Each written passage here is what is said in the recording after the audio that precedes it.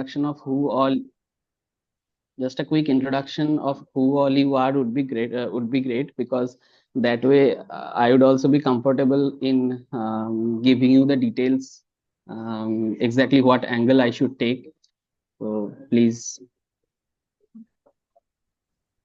Good evening, sir. I am Madhusmita Rao and I am a research assistant at ICMR RMRC Bhubaneswar. Okay. Thank you. Good evening, all. I'm Ananya Shri Behra. I'm a project scientist at ICMR RMRC Bhubaneswar. Thank you. Okay. I am Dr. Deepa Mandal. I'm project staff under at RMRC Bhubaneswar under Jyotirmay Turak. Okay. Okay, so most of you works in RMRC. Okay, I kind of get it, the audience. So should we start or should we wait for some other people to join? I think, we can start. Manojit and Dr. Mahesh Puri, could you, Dr. Deepa Mandal, please introduce yourself? And you can start. Yes, obviously. Hello.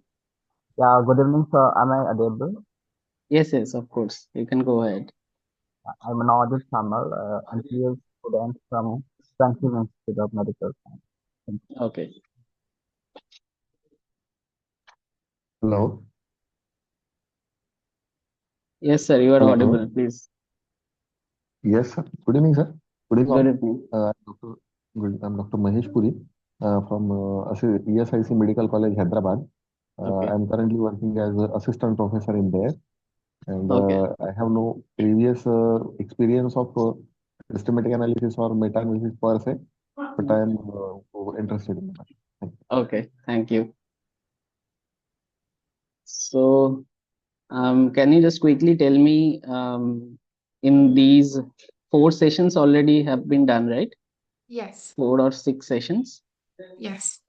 So can you just quickly brief me what all you already know, like the steps and what all has been covered?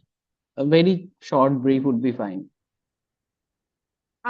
First, I think we covered the search strategy.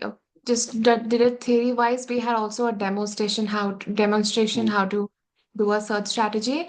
And week 2 last week we covered Prospero registration, Prisma screening, and risk of bias assessment, data extraction, and all that steps. Now we're moving to more towards the quantitative synthesis part, looking at what methods are used for within meta-analysis, highlighting how to combine data from different studies, like a pool, calculating the pool prevalence and all that. Okay. Okay, so thanks a lot. So just tell me, when should I start? We will start the session then.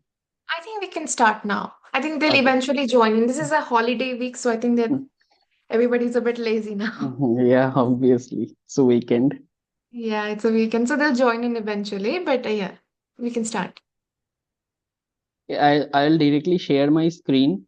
Somehow if any mirroring or something else, you just tell me. Yes, if I it think is you have the possible. permission also to share the screen. Please go ahead. Okay.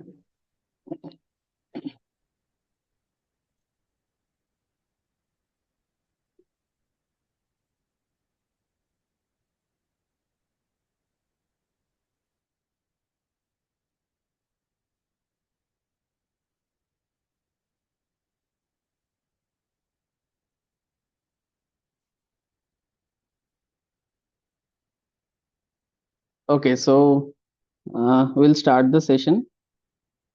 I think you all must have known this Cochrane logo, right? So this is the logo. So this is the logo of Cochrane Evidence Synthesis. So Cochrane is a virtual group, you can say. It's a collaboration.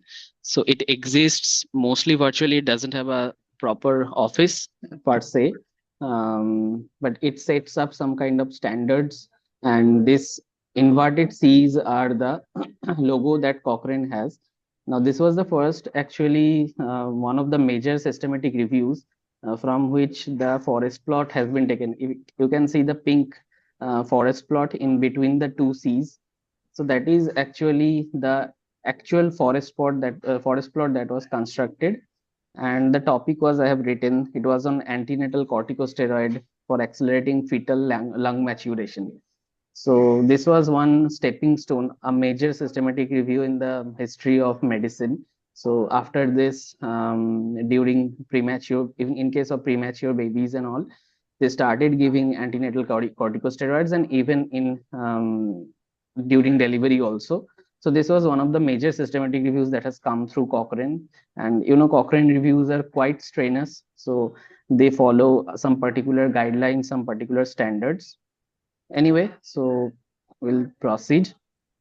So my topic today mostly orients with prevalence meta-analysis, but not just limited to prevalence meta-analysis. The quantitative backdrop that I'll be sharing with you, that holds true for every other meta-analysis out there.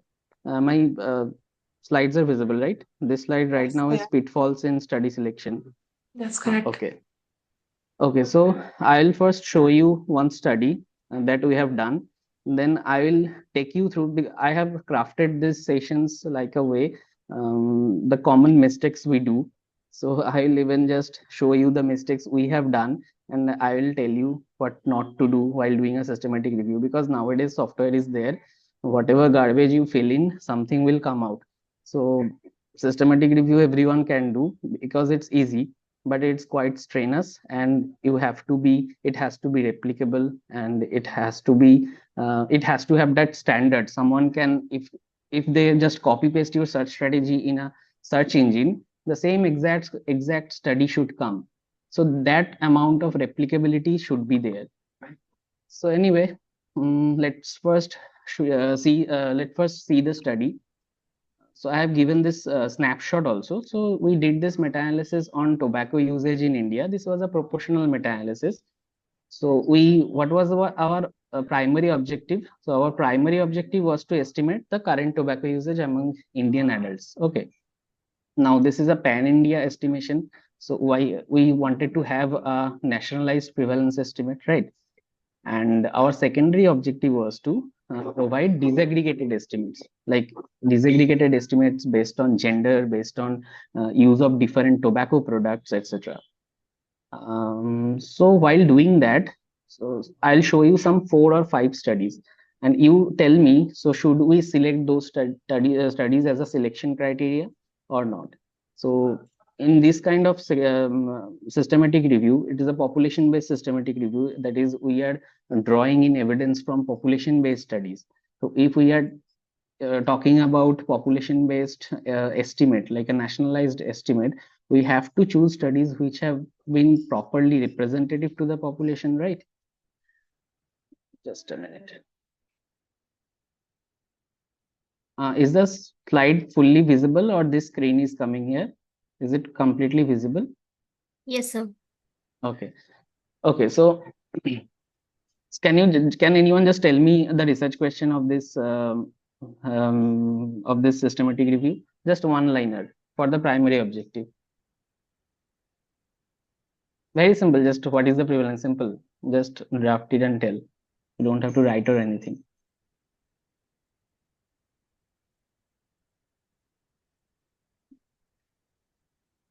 Anyone?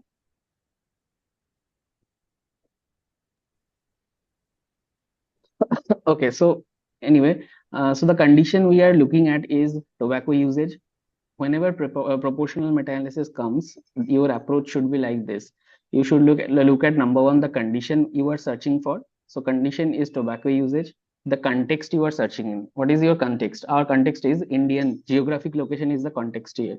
So the context is India, and the population. So the population is, suppose, adult population more than 15 years or more than 18 years. So the research question would simply be, what is the prevalence of tobacco usage in any form in the Indian adult population from published peer-reviewed evidence between 2010 to 2023 or 22, whatever. So if this is the question, and you want to have community-based studies, and you want to have representable evidence, So I will show you 4 studies now. You have to tell me, should I take these studies? Should we take these studies into our inclusion criteria or not? Because I think search strategy and every other technicalities are covered now. So we will start with this. So this is the study 1. So this study was done by Puneet Shetty. This study was done by Puneet Shetty. So what they did was determinants of tobacco use and prevalence of oral precancerous lesion in cab drivers in Bangalore city. So let's look at the methodology they followed. So this was a cross-sectional study. So first it is a check. Okay, so this is a cross-sectional study. We are aiming for cross-sectional study. Number 2, they looked at specifically looked at cab drivers. 450 cab drivers they have chosen. Now how they have chosen, we have to know. So we should look for the sample size. Here, see in the method section, they have given a sample size calculation. Now the sample size, the calculation they have done based on the prevalence of tobacco use in Indian male population. That prevalence they have not taken based on the tobacco smoke or tobacco usage among cab drivers. The proportion has been taken from use in male population in India. So that is the second check. Now you tell me, should I have this study in this review or not?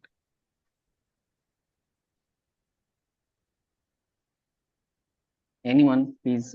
Whatever, you can tell yes, why, no, why.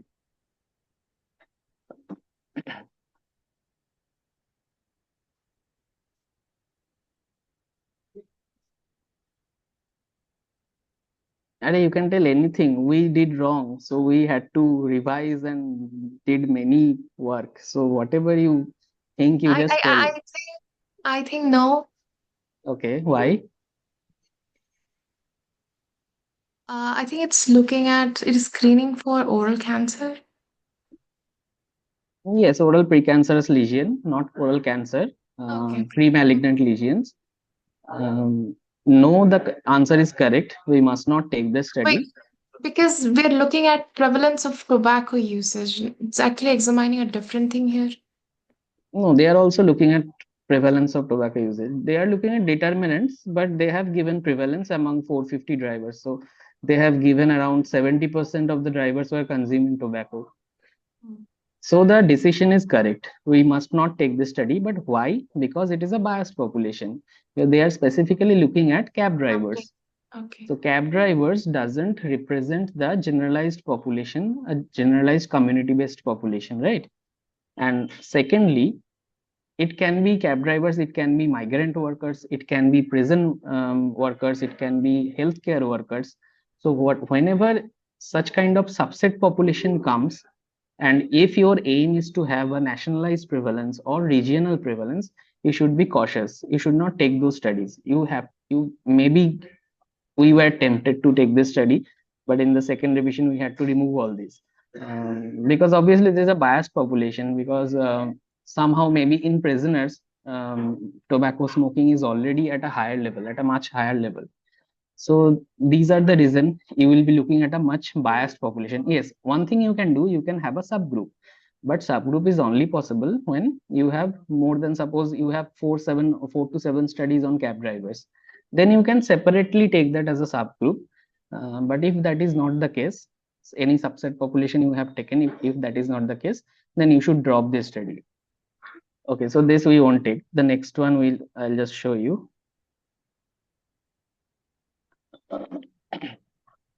Sorry.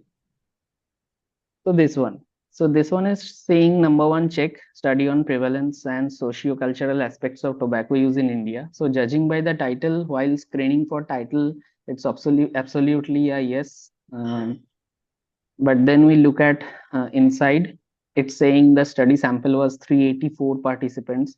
They had 3 study groups, and in each study group, they had 128 participants each. So group A had tobacco users without oral precancer. Group B was tobacco users with oral precancer, and group C was healthy individual. So, and then they have given us a overall estimate also. Now you can say group B is precancerous people, people with precancerous lesion with them. So that is already a biased population because whoever has precancerous lesion in their mouth, they must be having the habit of smoking or chewing tobacco, something like that. So we may not take that. But what about group A? Group A was without oral precancer. So what should we look at now? Just read through the material and method. The answer is there only. How groups were chosen, where the groups were chosen. Based on that, our decision will be selected.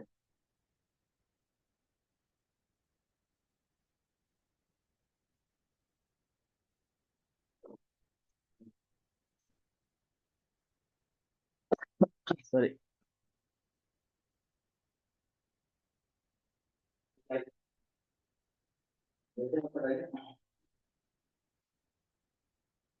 Group A can be can be chosen. We can take estimate from that.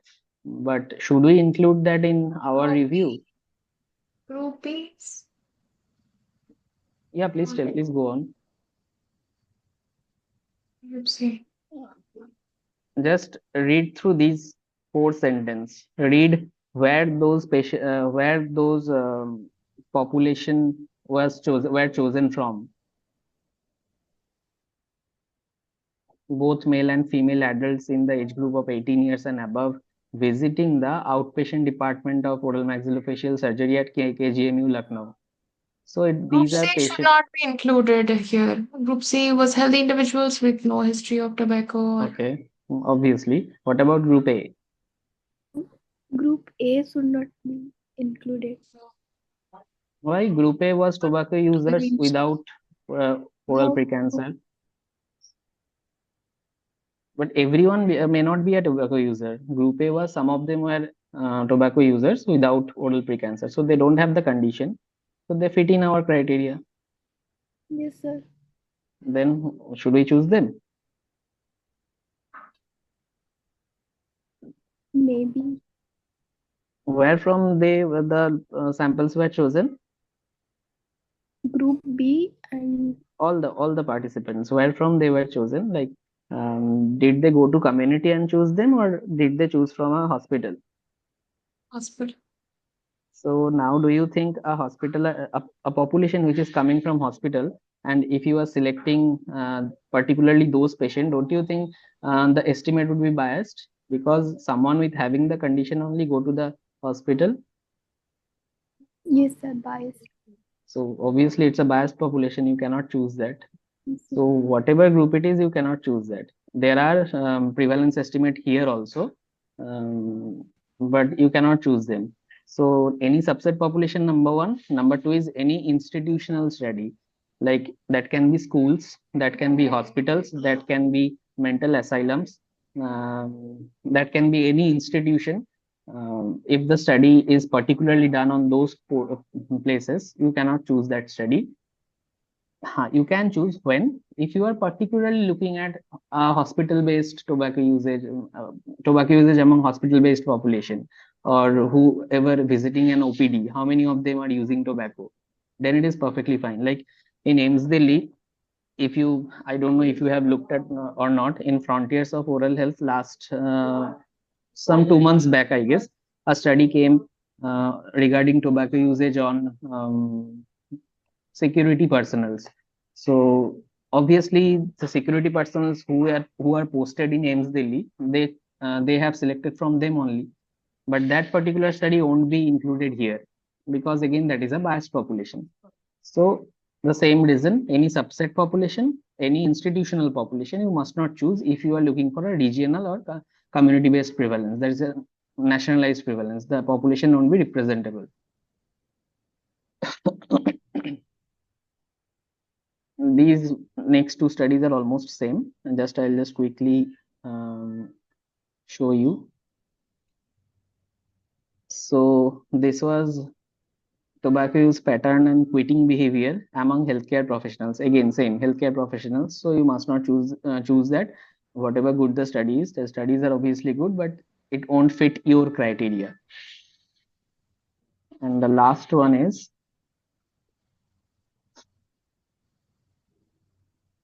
so last one is association based study. Suppose your objective is to know about prevalence, but some study would be there which will be looking at associations between that condition and some other condition. And in the way they will also in the process provide you prevalence estimate also. But obviously you should not choose that. If at all other checks are done, still you should not use that, because the sample size calculated in these studies are based on the association, based on the effect size of the association. So the objective itself is different.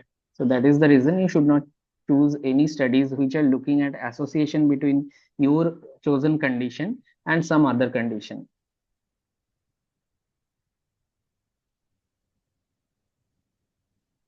Okay, so any questions till now?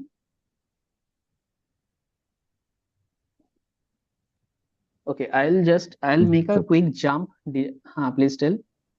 I think, sir, no questions, sir, right now. Okay. So now there are several slides on very basic things on meta-analysis, but I'll make a quick jump on the directly to the quantitative aspect, and after that I'll revisit these slides. That would be of much help, I guess.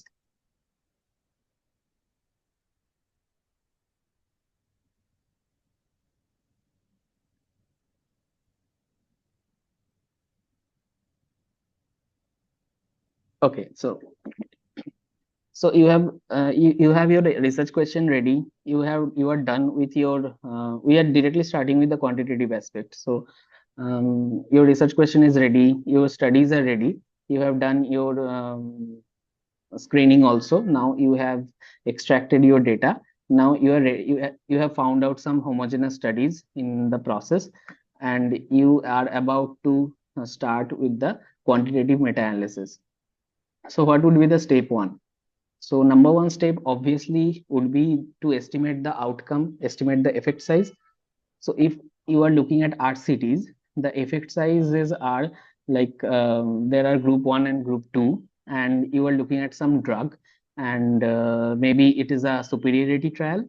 So group 1 has been given a old drug, and group 2 has been given a new drug, and you are looking at you are aiming at least 15% improvement over the old drug.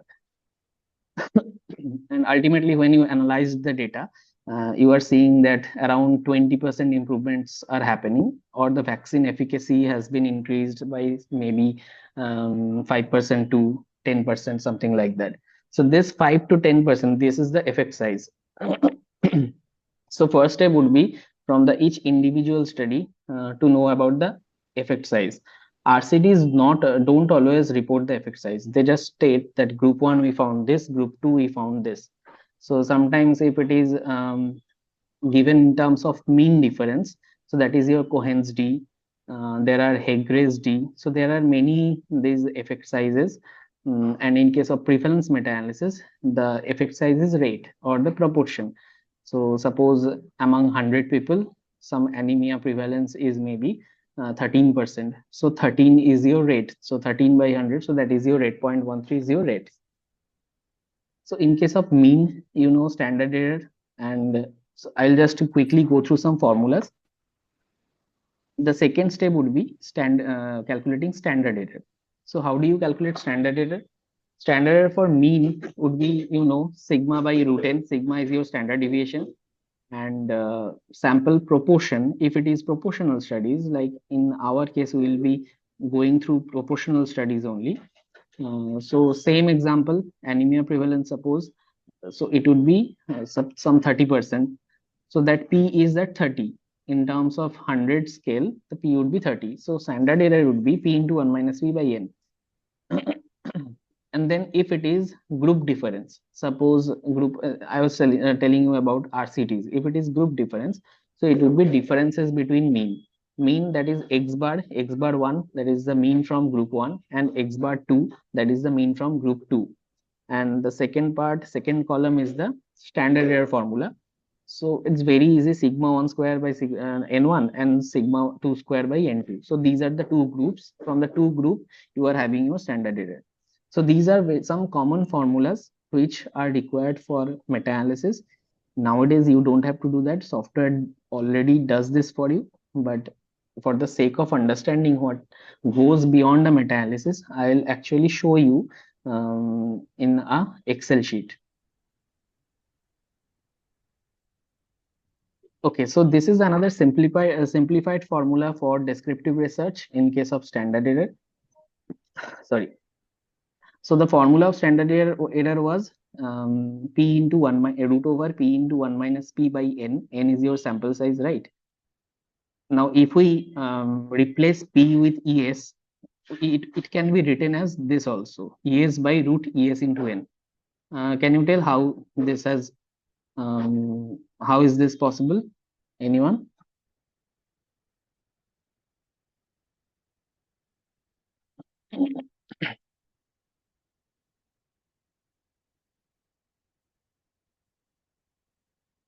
Our previous formula is this, p into 1 minus p by n. So in case of rare diseases, 1 minus p would be nothing because 1 minus p would be equivalent to p. Like for rare disease, for rare event, the proportion would be very low. So we can neglect or avoid that 1 minus p. So that will become root over p by n. Now root over p by n, we can also write root over p cube by n, p cube by pn. So that will become simply ultimately p by root over pn. So this is for easier mathematical calculation in Excel sheet. Okay, so the third step is computing the variance. Now you can say key for a meta-analysis, what we actually do. If we have 5 studies and if we have 5 estimates out there, can we not just average them out and tell this is some estimate and this is the pooled estimate? So what is the problem with that? The problem is that we are avoiding the variability. Some study may have very large sample size, or maybe very large effect size, or some study may be very small effect size or very small sample size. So all these outliers, what it will eventually do is they will bias our result. Our result will be skewed. Our result will be skewed towards the extremes, either to the lower extreme or to the higher extreme.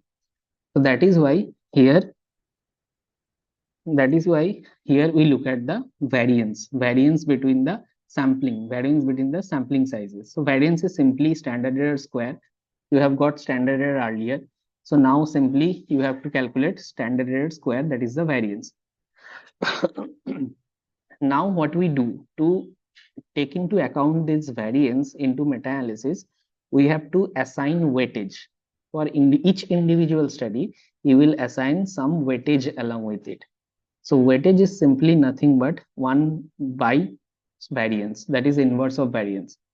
So simply your weight is 1 by AC square. So that is your next step in Excel sheet, or when a machine is doing your meta-analysis, a software is doing the whole algorithm, whole code is written like that. So it is step by step, it is doing all those calculations.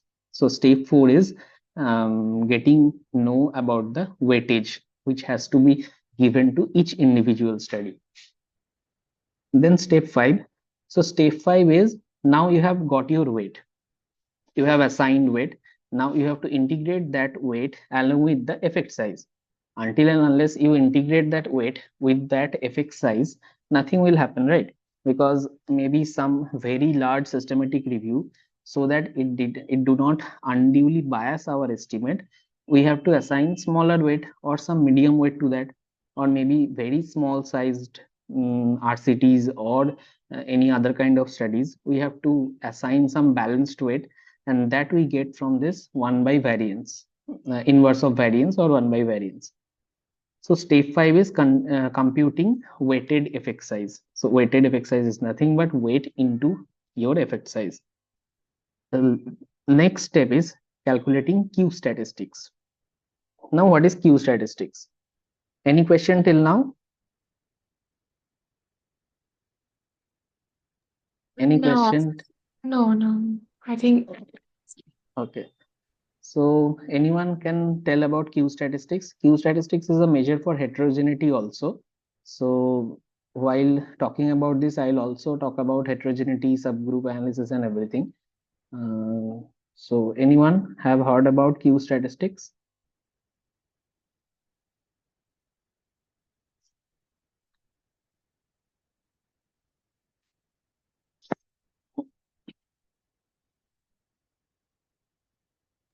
No, sir. Sorry, sir, we don't know about this, no? Okay. Yes. So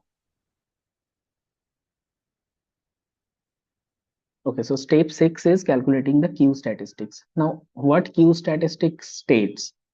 It gives you a observed dispersion in your sample size. So what is dispersion? I'm sure you all know what is dispersion. You have a mean, you have a mean sample size or mean of the effect estimate, whatever it is. So what the other data points, how dispersed are they from the mean or from the median? That is the dispersion. That is the measure of dispersion. Like maybe in your class, in any of the classes, in our classes, suppose 30 students are there and you want to know the mean height of the students, and suppose the mean height is 5.5, and that is the mean height, but maybe someone has got the height of 6, someone has got the height of 6.3, someone 5.1, someone 4.8. So all these individual data points, how dispersed are they from the mean? So that is the dispersion. So Q statistics gives you, you have chosen some 6 or 7 studies maybe in the meta-analysis. So Q tells us how dispersed are the effect estimate from the mean. So that tells us the amount of heterogeneity, because heterogeneity can arise in a meta-analysis, obviously, because of number one, different population, different methods used due to sampling error, numerous reasons. I'll tell you about that. But Q statistics quantify that heterogeneity. Sorry. So Q statistic calculation has got two parts. Number one part is summation of weight and ES square, all the weight and ES square. So each individual study will have each individual weights assigned to them based on their sampling error, and so that you have to multiply with the particular effect size of that study, the square of the effect size of that study. So summation of W into ES square. So what it is, this first part is, I have already written, each effect size is squared and then multiplied by its corresponding weight. So it reflects what? It reflects how individual studies are contributing to the overall heterogeneity. Because see, ultimately weight is what? Ultimately weight is inverse of variance, and variance states the heterogeneity, states the dispersion. So when you integrate weight with the effect size, what it gives is the how the studies are contributing to the complete heterogeneity. How heterogeneous is the result? That is depicted by this W into summation of W into A square. So this is called observed dispersion. So what we are seeing actually, what is the observed dispersion? And the second part of the equation is, there is a denominator and there is a numerator. So the numerator is summation of weight into S whole square divided by summation of weight. So essentially, see what we are doing in the second part of the equation, we are negating weight from both denominator and numerator, because above we are summing up all the weights integrated with effect size, and in the denominator we are dividing it with summation of the complete weight. So essentially what it is doing is, it is avoiding the what to say, it is avoiding the effect of variance in this particular second part, right? না না না আমি ভুলে জীবন ভুলে গিয়ে রইব Hello, আমি miss করছি না তোমার ছুটি কো West so anyway, so the second part of the equation is called expected dispersion. So what is expected? So you see, when we have avoided the weight, we have avoided the inverse of variance in the second part of the equation. So what is remaining now? there is just effect size. So any kind of heterogeneity or dispersion that is now remaining, that would be due to just because of the sampling error, nothing else, right? Because there are multiple conditions, multiple parameters that can lead to a heterogeneity in meta-analysis. That can be population, that can be environment, that can be inherent heterogeneity, anything. But when we have avoided that inverse of variance, then what is left is only the true heterogeneity, the true variance that is due to strict methodological problems or the sampling error. So when we subtract true heterogeneity from the overall heterogeneity, that is the first part of equation minus the second part of equation. So what is remaining? The remaining is the excess heterogeneity, which cannot be explained by the sampling error. So which is not by chance. So there must be some reason beyond that heterogeneity. So that residual heterogeneity is Q statistics, which is not by chance. It is because the population or the studies are truly heterogeneous. There are between study heterogeneity. So that is what Cochrane Q statistics or Q statistics. It essentially works like a t-test. If you have seen t-test equations, it's somehow similar like this.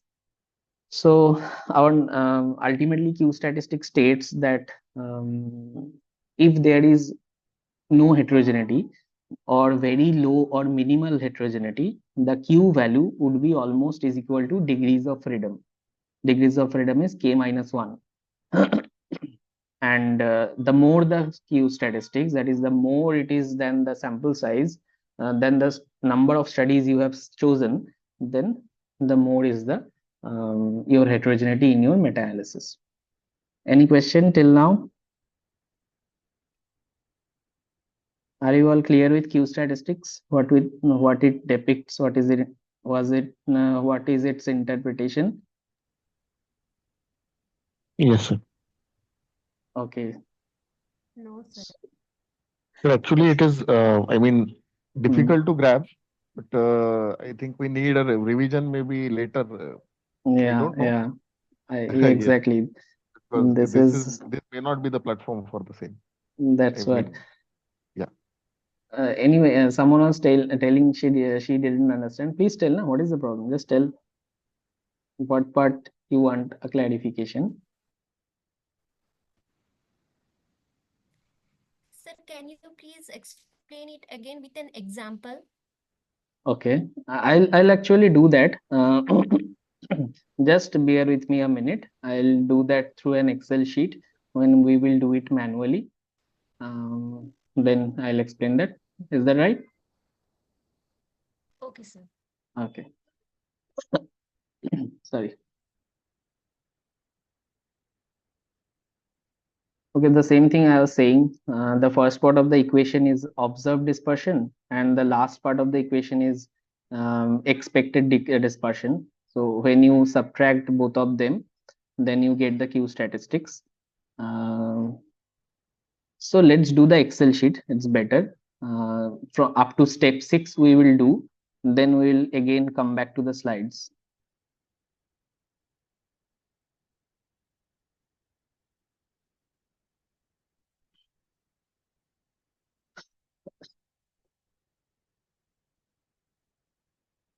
Can you all see the Excel sheet?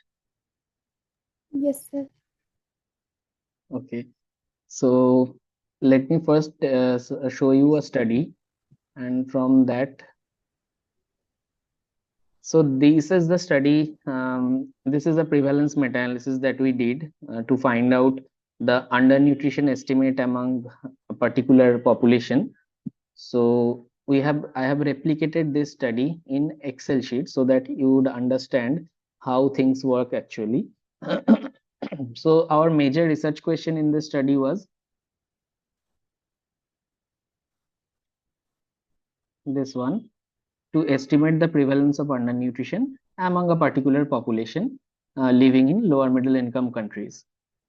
So after screening and everything, we got around 1978 total studies, and from that we selected around 21 studies. So these are our cross-sectional observational studies which had that prevalence estimate. So now I'll show you the Excel sheet. So don't be overwhelmed with the Excel sheet. Just bear with me. So whatever cell I am stressing on, just look at that. Don't look at the whole Excel sheet. These are just numbers, nothing else. And these are just some formulas that have been given there. That's why so many numbers are there. So this column A, right now I'm at column A. Are you all with me? Yes, sir. Okay, so Sure. these are the number of studies. These are the number of, I guess, 21 studies, right? 22 studies. So these are 22 studies which we selected for the meta-analysis, right? So each study will have a sample size. Column C is the sample size. You can see the column C, right? Just give me a heads up. Yes, just anyone, okay? Column C, you all can see, right? Yes. Yes, sir. Okay, and then this is the event. Event means how many have the we have categorized the malnutrition, right? Suppose just say yes or no. So how many are malnutrited? Yes or no. So the first study, that Graham et al. Study, is saying among 237 individuals, 22 are malnutrited, had undernutrition or malnutrited. So this is the 22 by 237 is the outcome. That is column D is ES, your proportion. Is it clear? So the proportion is simply 22 by 237. That is your proportion. So it is around 9%, right? So 9% is undernutrited. Clear? Yes, sir. The same thing has been done for the The same thing has been done for the rest of the studies. So see, some study has got some 66,000 sample size, and then it has some 24,000 people who were malnutrited. So the outcome, that is the effect size here, was 37%. So 37% people had malnutrition. So for all the studies, once you calculate these three columns, like you don't have to calculate event and sample size, you already got that. You have calculated this column, that is the effect size. Effect size is represented as ES here. ES you can also write, you can write P also, you can write whatever you want, but I have depicted it here as ES. Now what was the second step? Second step was getting to know the standard error, right? So column E is the standard error. So what was the standard error formula? Standard error formula is square root into square root P into 1 minus P by N. So we did that only. See, so if you write square root, you take your P is this one, outcome, into 1 minus again this P, you close the bracket, divided by N. N is your sample size, this one. C3 is your N.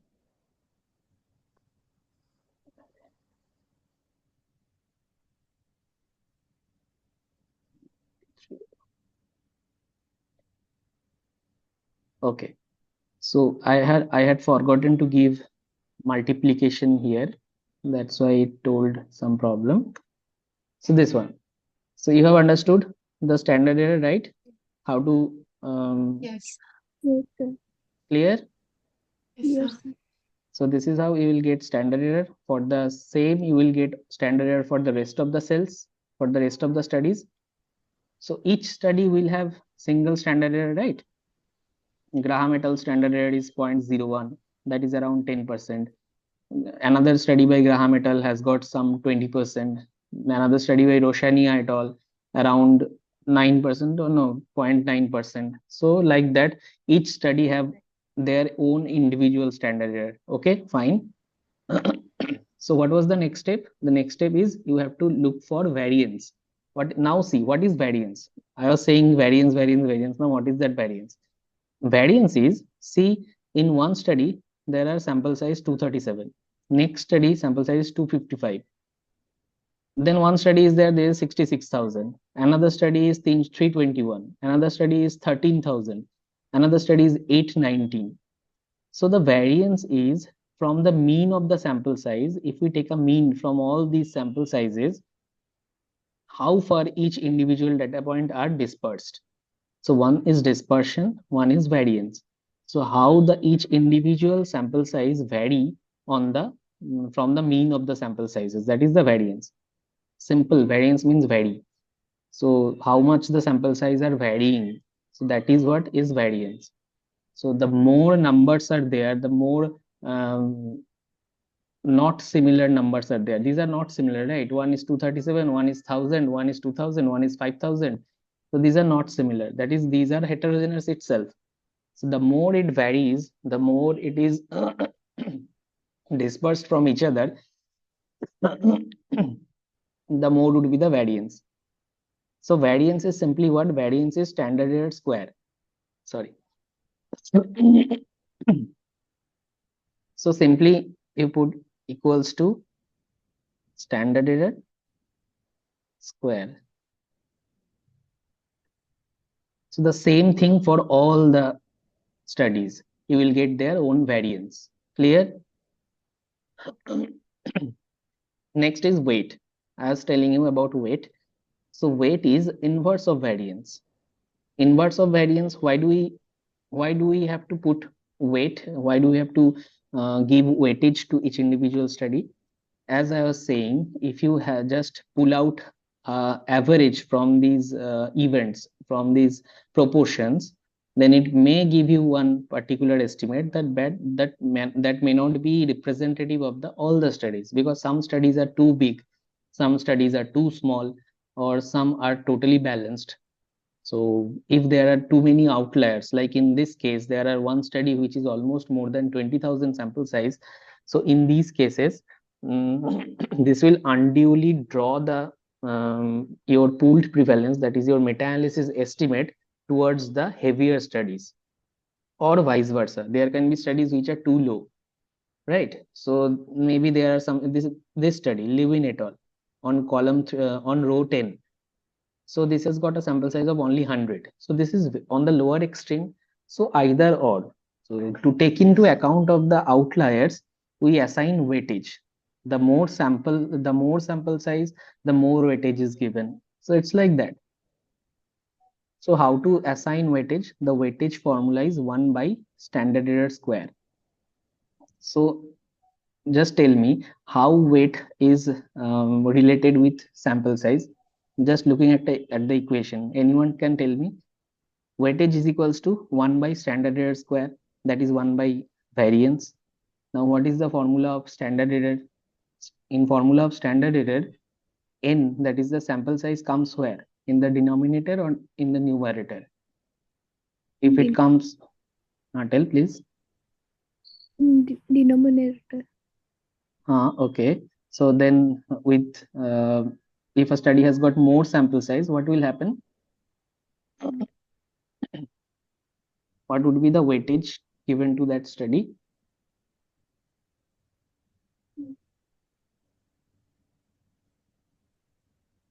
It is in the denominator, right? But ultimately n is going to numerator only, na? Because standard error is what? Square root of again ES in P into 1 minus P by n. So ultimately this n is going to up only, na? Yes, sir. Okay, so what will happen? It's a kind of not a inverse relationship. It is a parallel relationship. So more the sample size, the more weightage would be given to that particular study. See, for this 13,000 population wala study, in the column, in the row 15, it has got 13,000 population sample size. So look at the weightage. Weightage is around 5,000 or 54,460, right? But you see, you look at the study, this 100 study, this Lewin et al., row 10. Look, the weightage given is just 625. Okay, so it's all about balancing it. If we don't balance it out, it will unduly bias your estimate. So that is why just we are balancing out. Now, are you clear with the weightage? Yes, sir. Okay. So now see, now what we have to do is, once you get the weight, now you have to assign the weightage. Now you know which study have to be given how much weight. Now with that, what will you do? You have to fit in some equation, right? So to fit in some equation, you have to calculate weight into the effect size. Because ultimately what we are looking for a pooled effect size or pooled proportion or pooled prevalence through the meta-analysis, right? So we have to assign weightage to that particular effect size. See, here this one for the Graham et al. Study. What was our proportion? Our proportion is around 9%, right? In this D column, 9% people had undernutrition or malnutrition. Now, if we multiply that 9% with this weightage, 2,814, we get 261. So this is our revised estimate. Okay, so this is called weighted estimate. So we have weighted our estimate. Similarly, for this high heavy study, 13,000 population study, the weighted estimate is 31,000. Again, for this low study, for this 100 sample size study, our weighted estimate is 125. So same thing. So we just have to multiply. So you have got the weight and you have got the effect size. So simply just you have to multiply. The same thing applies for the rest of the cells. Are you clear now?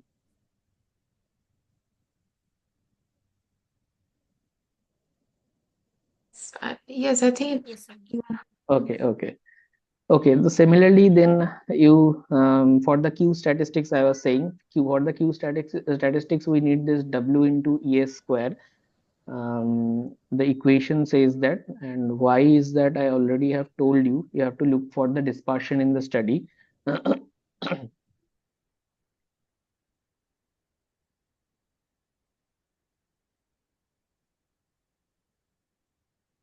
See, now Q statistics, there is an easy way to understand. Say, suppose you are doing a meta-analysis or some study on anemia prevalence, right? And you want to know the anemia prevalence in some tribal population in India, in Orissa, maybe tribal population of Orissa. Now, while doing that meta-analysis, you have found out there are some 10 studies in this particular topic.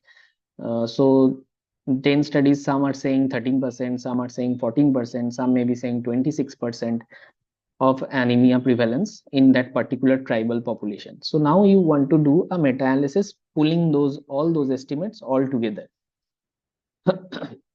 So understand this, are all these studies same?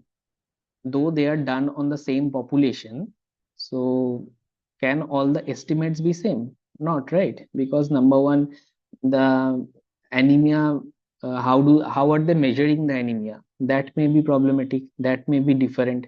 And then the sample sizes are obviously different. Some may have good funding and they may do almost universal sampling, almost involving all the tribal population. So they will be more closer to the true anemia prevalence. But some may not have, maybe someone is doing their thesis. So they may be doing it on some 100 population or some 120 population. So these are some methodological issues. Then beyond the methodology also, there are geographical location, there are eating pattern may changes. Some tribals may be having a slightly better socioeconomic condition than other tribals. So all these conditions are there, due to which each individual study will have some separate estimate. So these all extra conditions which are beyond the methodology, so that is measured by Q statistics. So beyond the methodology, whatever heterogeneity exists, this Q statistics says there are some so it is just a number. Q statistics, I was telling, if there are no heterogeneity, so almost all the studies are same, then Q statistics would be almost equal to K minus 1, that is the degree of freedom. So if it is far beyond that degree of freedom or far beyond that the number of studies you have chosen, then there are dispersion. So this dispersion, this heterogeneity is due to the factors beyond your control. It can be genetical, it can be geographical, it can be socio-economical. So Q statistic states that. So these are the reasons, and this is how much dispersion, how much heterogeneity is in your between studies, in your included studies. So this is what Q statistics interpretation is. Clear? Someone was telling about Q statistics.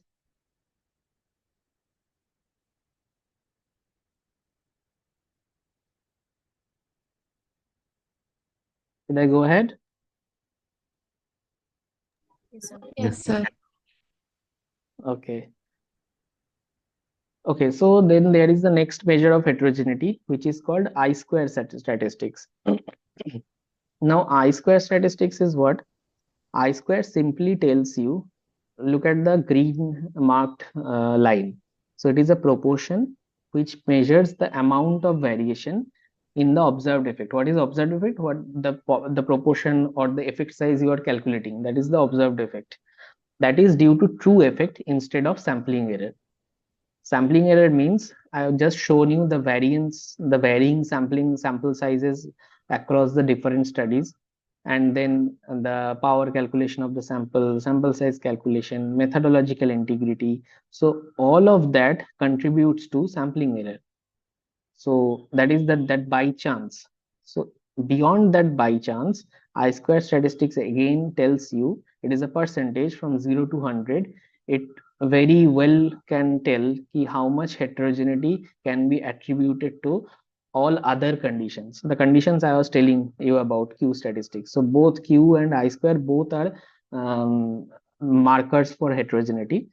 So Q statistics are raw integer numbers, and I-square statistics goes between 0 and 100. It's a percentage. So if it is less than 25%, we tell mild heterogeneity, then low heterogeneity. If it is 25 to around 50%, mild heterogeneity. More than 50 to 75 or more than that, it is severe heterogeneity or moderate severe, like that the graduation becomes. So I-square statistics has got a formula. It is Q minus DF by Q, simple. You don't have to know how this formula comes, but just remember this is the formula. And can anyone tell me why I am subtracting this degree of freedom here? What is degree of freedom? Can anyone just quickly tell?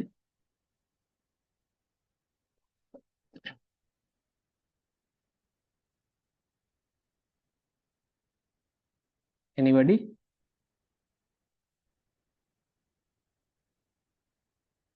Sorry. Should I tell or should I go ahead?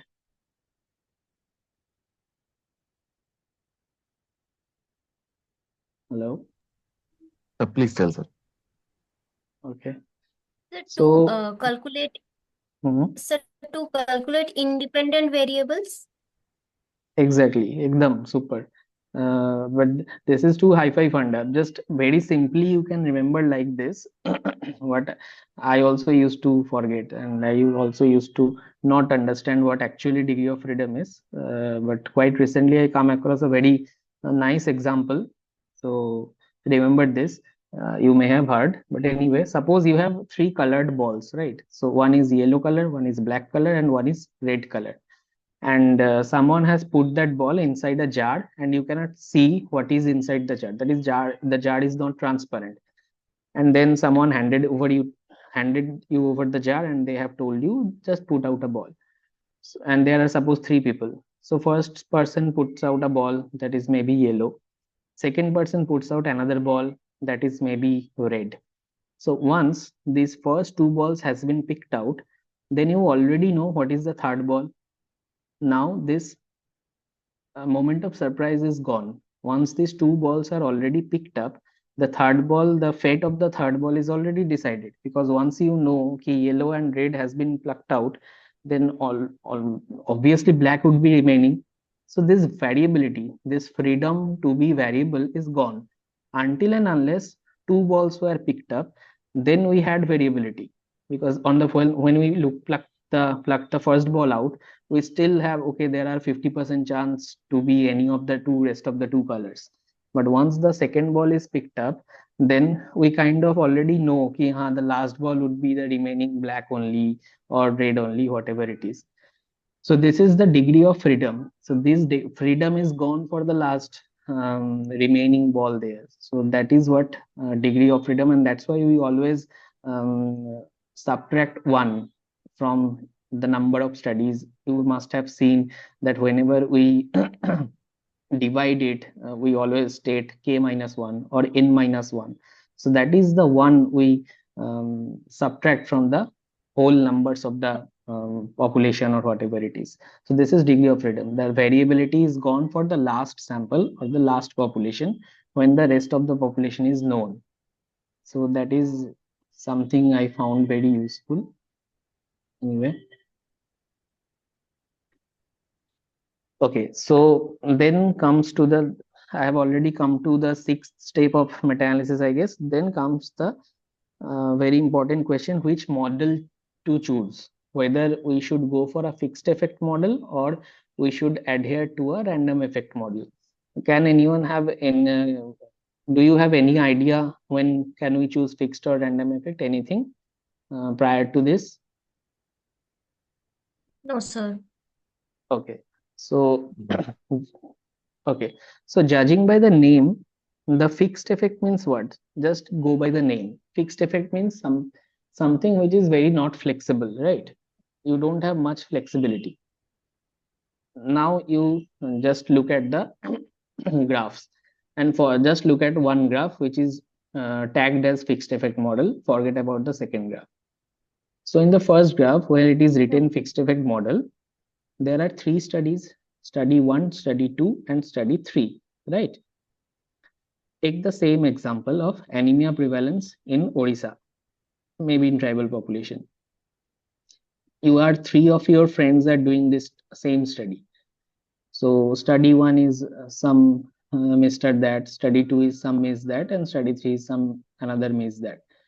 So the central circular dots, these are the true effects. Now true effect is what? True effect is, suppose there are around 10,000 tribal population in that particular village or in that particular area. So if you just go and take hemoglobin from all the 10,000 population and you have one estimate, that is your true effect. That is the universal sampling. That is the effect that someone can have, because you have taken all the population. That is the most representative one, universal sampling. You have included everything, everyone. So in this scenario, only the problem would be due to by chance. By chance, some idhar udhar can be there. Maybe the hemoglobinometer didn't work well, or the measures you are using for anemia, some problem is there. Equation has got some kind of problem, or due to phlebotomist's capability or something like that. These are all methodological problems or the sampling errors. So the only way the estimates from these 3 studies can deviate when there are these kind of methodological problems, right? Otherwise, all central dots should be falling in the same line. See, all these central dots are falling in 60%. Clear?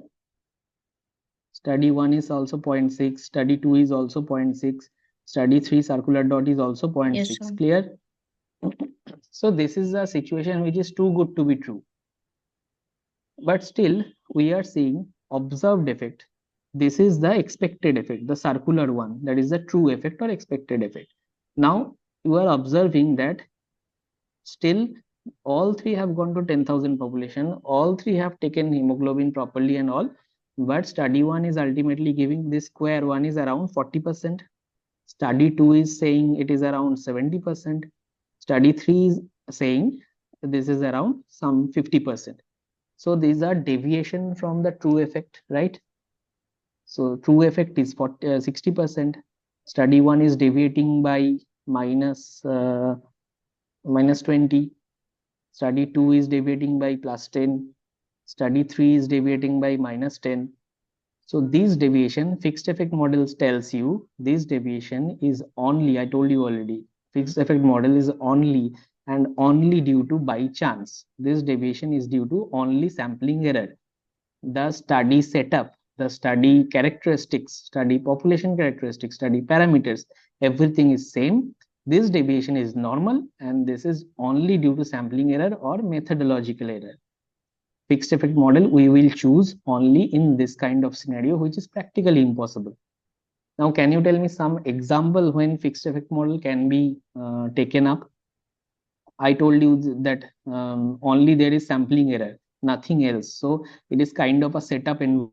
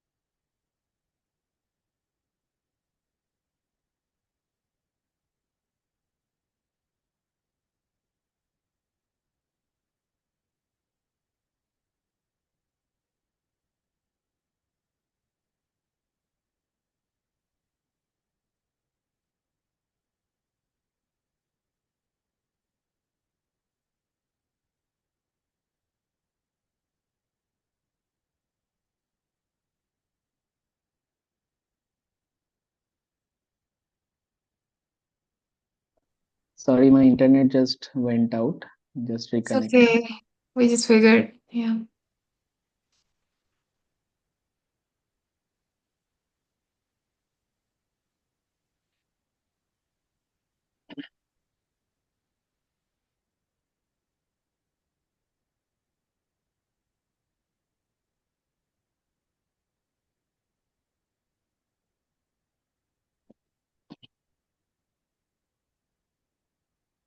Okay, so is the slide visible? Yes, sir. Okay, so just tell me, so where were I last? Sir, fixed effect model example. So tell me what kind of situation we can use fixed effect model. I told you already ki these are too good to be true situations which are practically not possible, but only possible when the study setup is controlled. So in vitro conditions, controlled conditions, lab-based setups, suppose on some biomaterials, on some lab-grown bacteria, or maybe some in vitro population you are doing the study. So in those cases, you can use the fixed effect model. Those statistics say that if the I square, that is the heterogeneity, is less than 25%, you can use the fixed effect model. But you can say a godfather of epidemiology meta-analysis is Borenstein. So if you read his book Borenstein and Hegre and G.V. Glass, so they explicitly say that whenever you assume some kind of heterogeneity, it always better to go for random effect model, because random effect model is much robust and it already accounts for any kind of inherent heterogeneity, and it works with studies which actually can be taken with fixed effect model too. That I mean, if you are using random effect model in a study which could actually be done through fixed effect model, the result will be almost same. So it's always better to choose for random effect model, because you don't know how many covariates are there, how many differing characteristics are there. So it's better to go with random effect model. So I have already told you the fixed effect example. Then now you look at this random effect model graph. So same thing, there are three people are doing the study. You see here the true effect is itself different. That circular dot for study 1 is at around 55%. The for study 2 is around 66% or something. And for study 3, and for study 3, it is at around 70%. Sorry, it is at around 50%. So you see itself the true effect, which was at same line for the fixed effect model. For random effect model, it is already the true effect is itself different.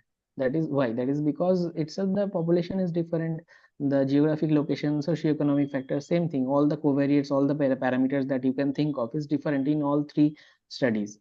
So this is the scenario when you choose a random effect model. The observed difference is also obviously different, and the true effect is obviously different. So this is the basis of choosing fixed and random effect model. So any of the community-based studies, any of your regular study, whenever you are choosing, it's always better to go with random effect model rather than choosing fixed effect model. Clear? Any question in this? Anything?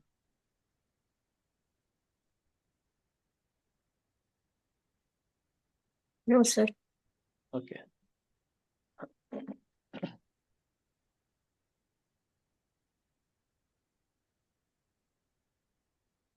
Okay, so now suppose you have stumbled upon a study which are using fixed effect model. So in that case, in fixed effect model, the pooled estimate, that is the one which for which you are actually working so hard. So that pooled estimate equation would be summation of weightage integrated effect size divided by the weightage. Because in fixed effect model, heterogeneity is already very low. So we want to avoid the weightage. So we'll just simply go on and we will divide the weighted effect estimate with the summation of the total weight. So that will give you the pooled effect estimate. And what would be the standard error of that? It's simple, root over 1 by weightage, because standard error is what? Standard error is your variance. So variance is equal to standard error square. So from that, if you come to this formula, so here your standard error would be 1 by root over weightage, because weightage is equal to inverse of variance and variance is equal to SE square, standard error square. So simply from weightage, if you want to get standard error, it would be root over 1 by weightage. And the CI, these are the basic statistics, like these we all have been seeing from the very first when we started research methodology. So these are CI simple. When you have the effect estimate, so it is plus minus Z value into standard error. So plus Z value into standard error, it would be the upper confidence interval, minus Z value into standard error would be the lower confidence interval. So this is what meta-analysis do. So the fancy softwares are there, RStudio and everything, many things are there. So this is what goes beyond the mathematics model. So these are the simplest model I am showing you. There are many things, but this is the basics of the equations that have been used. And then in case of random effect model, I told you random effect model accounts for what? Accounts for the variability, because the effects cannot be similar. So those are variable due to some covariates. So in random effects model, one adjustment factor is used. Adjustment factor is used to adjust the weights. You have seen in the fixed effect, we use this weighted WES, this weighted effect size. So in the Excel sheet, I have shown you that the effect size was multiplied with weights. Now, in case of random effect model, this weight is adjusted. This weight is adjusted due to the covariates, due to the confounders, due to the parameters. So that weight adjustment factor is this. This is the formula for the adjustment factor. Don't bother, it is the machine will do this. But if you still want to understand this, the above one, that is Q minus K minus 1. This is what I told. When there is no variation, when we are using fixed effect model or some study when there is no heterogeneity, Q would be what? Q would be almost similar to K minus 1. So you can safely say in case of Q minus K minus 1 would be the residual heterogeneity. Q is the observed dispersion and K minus 1 would be the value of Q when there is no other heterogeneity. So Q minus K minus 1 would be residual heterogeneity, the excess heterogeneity due to the different parameters. And the denominator, the lower one, that is summation of W minus, again summation of W square by summation of W. This is the adjustment factor, correction factor it is called. This is done due to adjust the precisions. Anyway, just leave it. So same thing I have written. So Q quantifies the observed dispersion. K minus 1 is the expected dispersion. So if you subtract from Q, you will get the excess variability. So it just adjusts for the excess variability. Simple.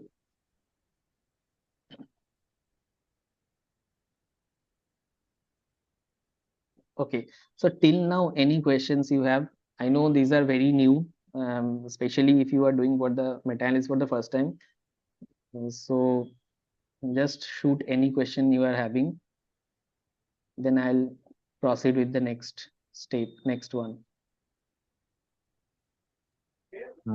Sir, one question that how to do this with, let us say, softwares or.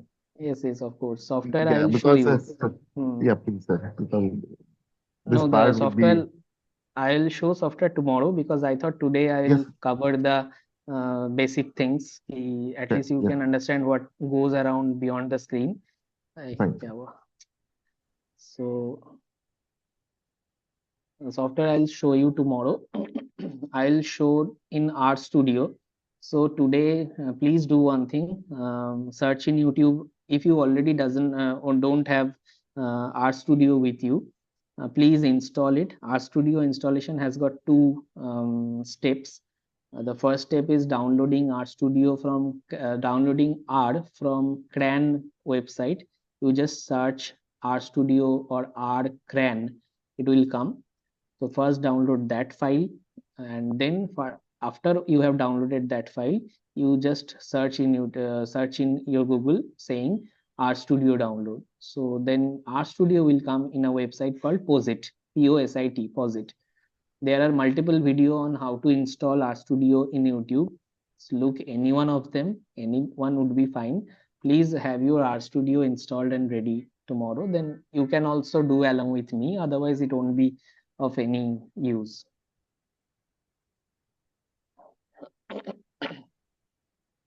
Okay, so I'll then anyone else has any question?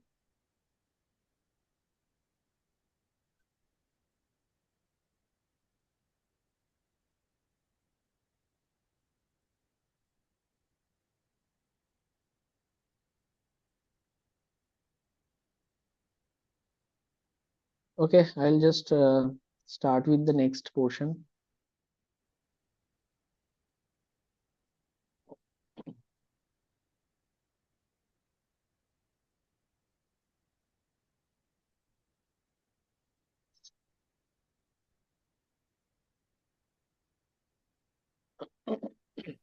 Okay, so you have all seen forest plots, right? Yes, sir. Okay, so I'll just show you one forest plot. So you know what are the components of the forest plot? So what is this diamond? What is this boxes with whiskers? These things you already know, or? No, sir, we don't know. Oh, okay. Okay, so forest plot is like for each single study. Suppose this one first study, Brooks. Okay, so this study has got some effect estimate, whatever it is measuring. Just think about anything, that tobacco usage. Okay, so you want to have this Brooks study, suppose is measuring the proportion of tobacco usage. So this green dot is the box which depicts the proportion, and these whiskers, these horizontal lines across the box are called whiskers, and this is its precision, that is the confidence interval. The leftest extreme is the lower confidence interval, and the right extreme is the upper confidence interval. And this green dot inside, एकदम भीतर छोटू सा dot दिख रहा है, so that dot is the effect size, that is the proportion. Clear? Now in a forest plot you will see each individual green dot will vary in shape. This won't be a good forest plot. For that I will show another forest plot. Yeah, this one. See, there are some rectangular boxes or squares. So these Yes, are sir. these are the estimates. So here what they are doing, they are assessing the efficacy between two intervention. There are two intervention. One is intervention A and one is intervention B. So they are looking which intervention works better and what is their effect size. So how they are measuring which one is works better or not. So they are measuring that through odds ratio. You all know what's odd ratio, right?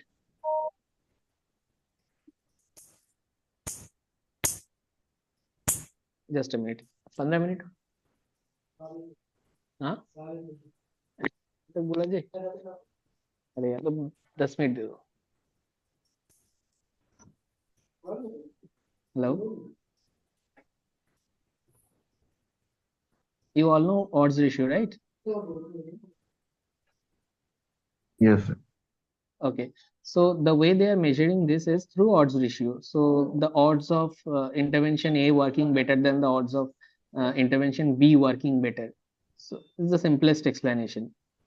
So each individual study, suppose study A, there is one square box. So this is the odds ratio of that box, and the whiskers are its confidence interval. And the size of the box, the more the effect size, the more, like for the study A, it is 20%.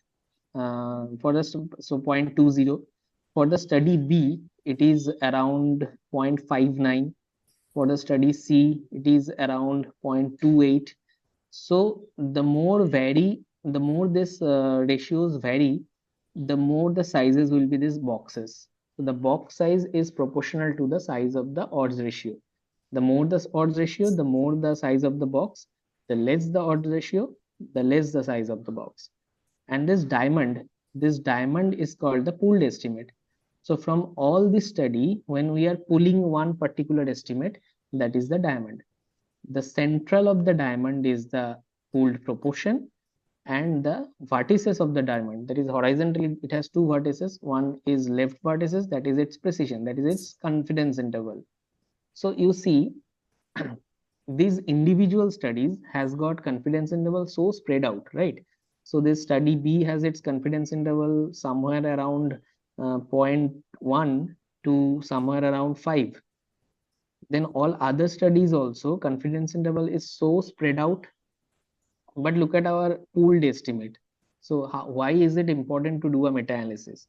If you have 10 studies which have got not that great precision, not that great confidence interval is too much spreaded out, in your meta-analysis, it can give you a very precise estimate. So that is the basis of meta-analysis. It gives you a very precise estimate. Okay. Then come to these lines. Okay. See, here it is written total events. After that, it is written heterogeneity. So what things you have to look at in the forest plot? Number one, so heterogeneity, see, it is written I square value is equals to 0%. So it is a very low heterogeneous estimate. Heterogeneity is very low. Then it is written test for overall effect, Z is equals to 6.58 and p value less than 1. So p value, if it is significant, that means this intervention A is better than intervention B. So left side is intervention A. If the diamond is on the left side, so it is favoring intervention A. And if the diamond crosses the null effect line is 1. So whenever you have odds ratio plotted on a x axis, so there will be a line of null effect, that is odds ratio 1. So if the diamond crosses the line of null effect, or if it stays on the null effect line, then intervention A and intervention B are almost similar. So either it has to be in one side or it has to be on the other side. So to be the intervention be better, the diamond should be in this right side. And here in this scenario, intervention A is better, so it is on the left side. So that is how you interpret a forest plot. And it is called forest because it just looks like some trees all together. So that's why it's called a forest.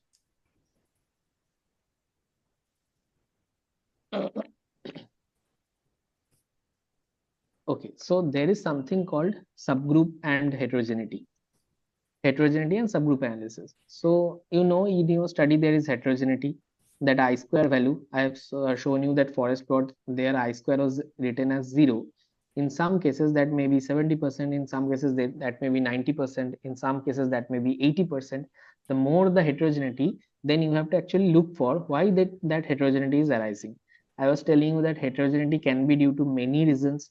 The reason can be environmental factor, that reason can be gender-based estimates, that reason can be socio-economic factors. In each quintiles of economy, the effect may change. So these you have to identify, like any other study, you have to identify why that heterogeneity is coming. So to identify that, one thing we do is subgrouping, subgroup analysis.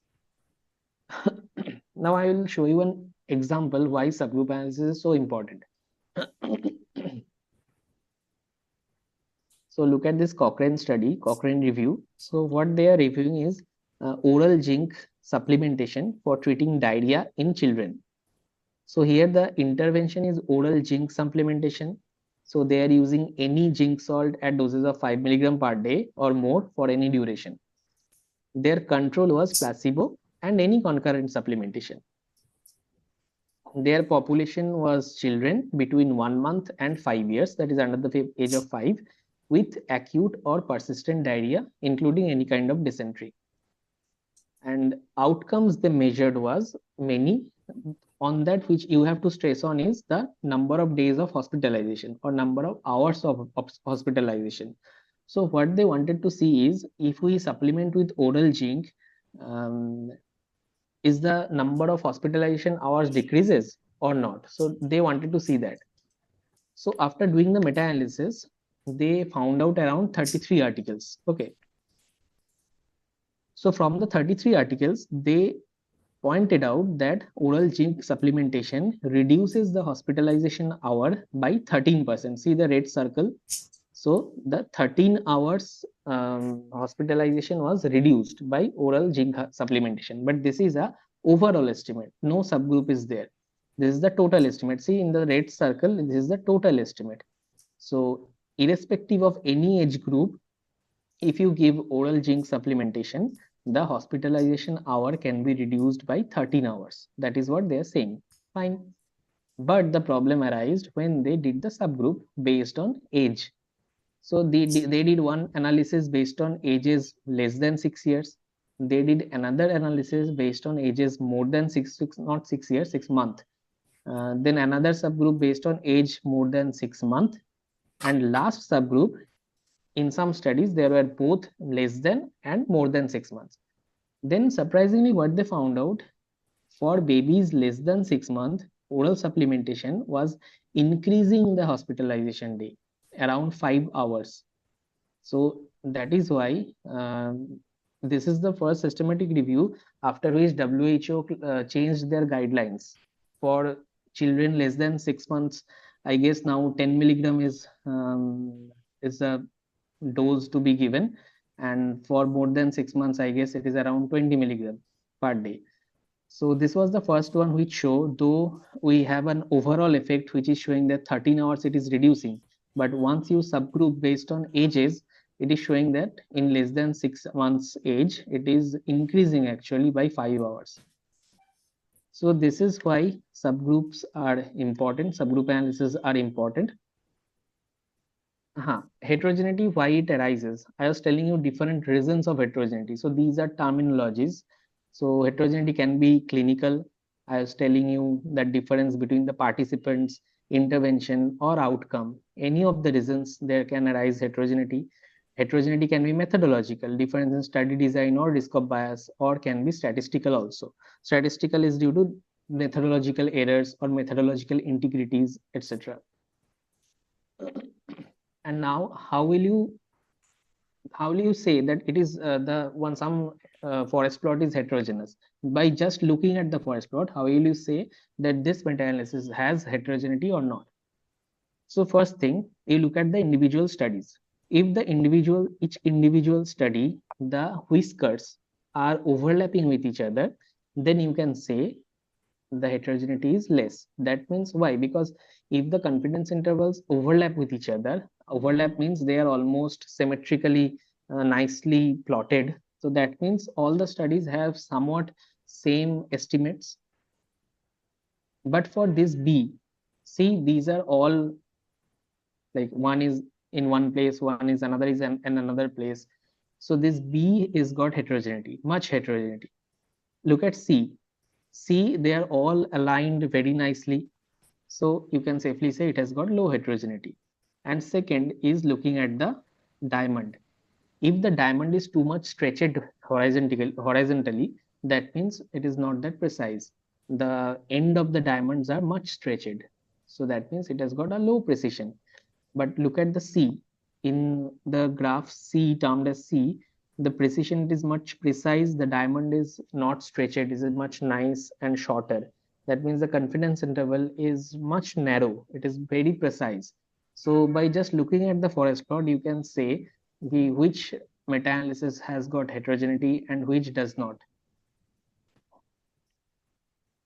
This is the same. So have you covered subgroup analysis or anything, or should we continue, or before that I think we should actually do in a software, then after that I should go, or what should I do? These are the interpretations of subgroup analysis. So how do you interpret the results of subgroup analysis?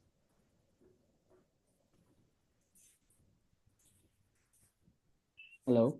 I think we can continue this, and tomorrow we can learn upon the software, I mean, if feasible. Okay, so I can continue for another 5-10 minutes max, then we'll join tomorrow again. Just quickly, you have done a subgroup analysis, and then how do you actually interpret the result of a subgroup analysis? So see, here there are two groups, one is male and another is female. So some studies are in males and some studies are in females. So the subgroup is done based on gender. So what they are looking at, they are looking at two intervention A and intervention B. So they want to assess whether intervention A is working better over intervention B, and they are looking this effect stratified over genders. So in such a subgroup scenario, what you first have to see is the last line, what is written as test for subgroup difference.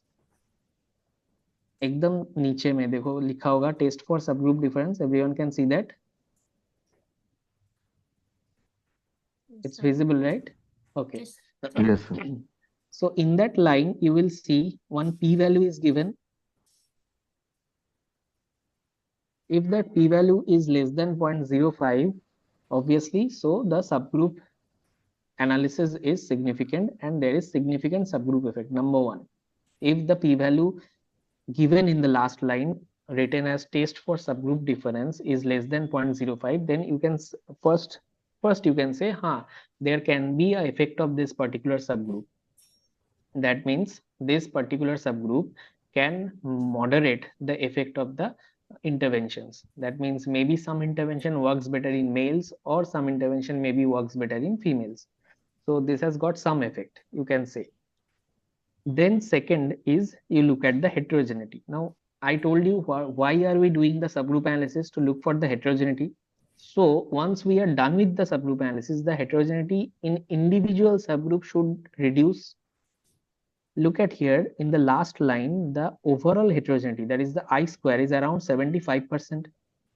So once we are done with the subgroup, this heterogeneity should drop, it should reduce. Now look at between group heterogeneity. See in the female last line, this heterogeneity is written I square is equals to 0. Everyone can see that. Yes, sir. Same for males also, I square is 0. 0. So obviously you are seeing you have actually detected properly the reason of heterogeneity, and due to this the I square is dropping, the heterogeneity has dropped after subgrouping. So this is a perfect subgroup analysis, and you can safely say the treatment effect favors intervention A over intervention B for both males and females, and statistically significant subgroup effect is there, that is gender statistically significantly modifies the effect of intervention A in comparison of intervention B. Okay, but another scenario in this one, this is another slide. In this one,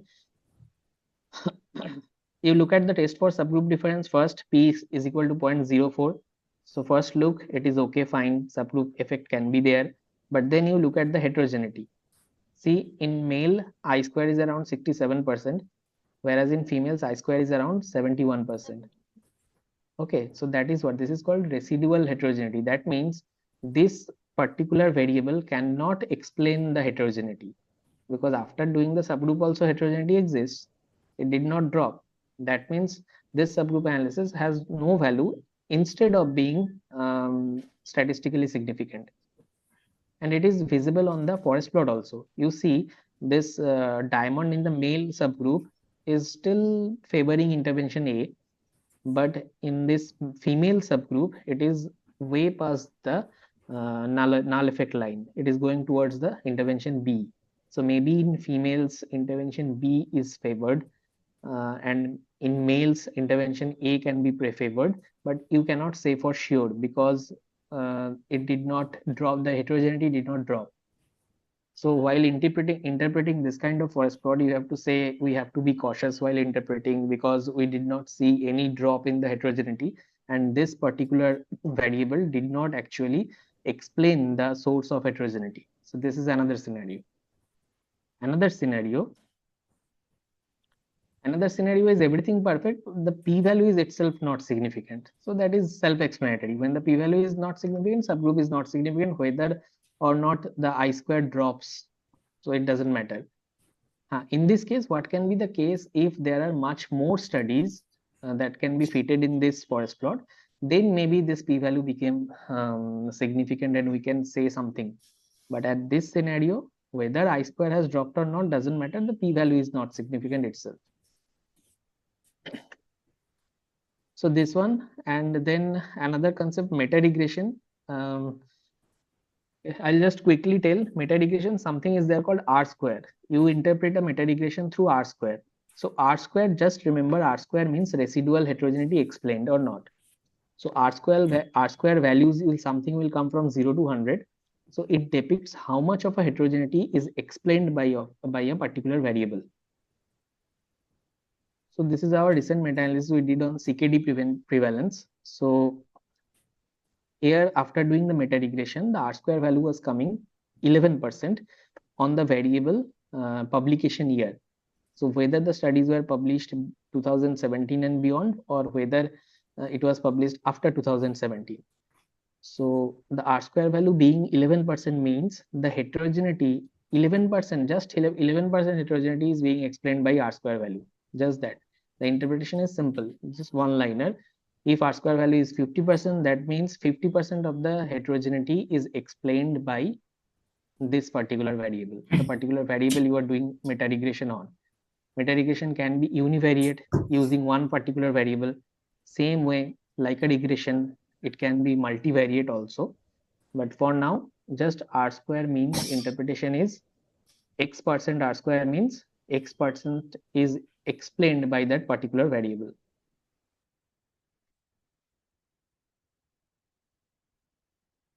Okay, so I think today should we wrap up? Tomorrow, I think better we will see in a software.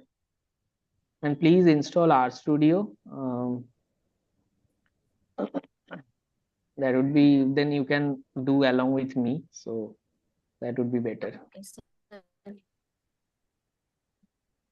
Was it too hiji-biji, or was it like okay? No, it was a bit heavy, so I think everybody is Okay. taking a bit of their time to understand. Yes, sir. Yeah, I can understand that. What I'll do Okay. is I'll share the Huh. recording with all the participants so Hmm. that and if you could, I mean, share the slides that you have brought Sure, today. sure. Huh. Yeah, Sure. so I'll do that is what we can Hmm. do. Let's give them some time to revise Hmm. until Yeah, tomorrow. sure. Until So, then, everybody is this the first session on meta-analysis? yes. Oh, Yes, okay, sir. So we okay. have done sessions and webinars before, but mostly on like introducing systematic reviews, not meta-analysis. Oh, okay. I think it's a bit heavy on all the participants. Mhm. I think some of them Hmm. are a bit familiar with the terms. Yeah, that's what. They're working in research, but it's Hmm. even for me, I've done systematic reviews, but still a lot of things I need to learn. No, systematic reviews are heavy. Actually, these whatever slides I have showed here tomorrow is like last 2 years learning. So it will be heavy. It's not, but anyway, it takes time, and systematic review is best while done by yourself. So just pick up a topic and start doing it, and you will do multiple wrong. Doesn't matter. Everybody is doing systematic review, and don't think ki, we have to, and don't listen also to people who say no, you have to pluck out quality evidence. What is quality evidence? We have to learn, na. So just do, and while doing, you will learn. You will do mistakes. That way, we learn. So similar. This is many softwares are available there, and just try to be as thorough as possible and do mistakes and learn. Just pick up a topic and start doing. Yes, that would be the best thing. And I'll give you materials, and I'll give you 2 books also. One book so if possible, if then you can buy or Xerox that book. It's an excellent book on meta-analysis. So if you can follow that word to word, then you will truly learn meta-analysis like anything. No one can teach better than that book. Do you have an And e-copy or a soft copy? yeah, I have that. I'll share to after tomorrow. At the end of the day, I'll share. Okay. Because the thing is, I do meta-analysis on RStudio, and RStudio itself is very heavy. So Yes. just for you for the first time to see RStudio and typing the codes are also is very heavy. So it's like a very simply RStudio only takes a year to learn properly. So I don't So think that's most of our why participants would be familiar with RStudio. Do you? Can that we is do the it in thing. Stata? Stata actually I have not used. Acha, That is okay. the problem. Stata also codes are there, and I don't know the codes in Stata. But I have a version of Stata which has that built-in things like Okay. SPSS that I can show. But anyway, I think we can You can do in try it out RStudio because tomorrow. we will try out. You just learn something new, no? And I'll share the codes and everything. You can. It's just a replicable thing. You can do that, no issues. Of course. Okay. Okay. Thanks a lot. And any question? Just anyone? Any question? I think they need a bit of if they have any Yeah, questions, they can. sure. Otherwise, I think they need a time to process if Yeah, all that's are what. good. Okay, Okay, thank you so much. Thank you Okay. everyone for Thank joining you. us thank today. you. Sir. Okay, bye. Thank you.